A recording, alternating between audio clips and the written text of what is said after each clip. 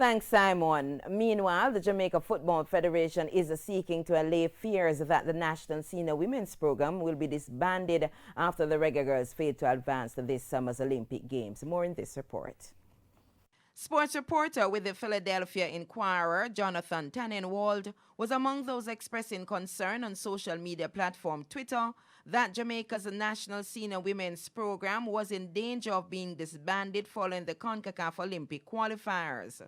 With no CONCACAF Senior Women's Tournament in 2021, the next international tournament is the 2022 qualifiers for the 2023 FIFA Women's World Cup. That's a long window, but the JFF General Secretary Dalton Wint is insisting that the Federation has a plan to keep the team active. And so we'll sit, have a discussion.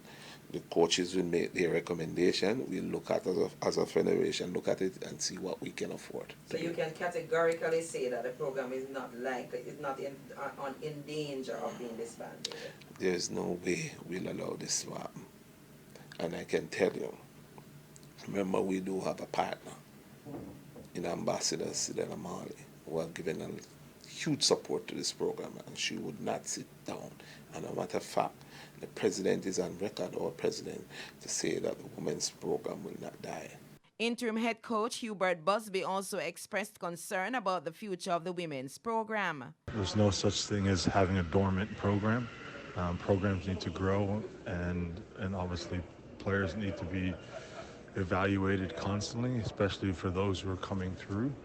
That's the only way that you grow your pool. That's the only way you maintain and grow the program to be one of the best in the region.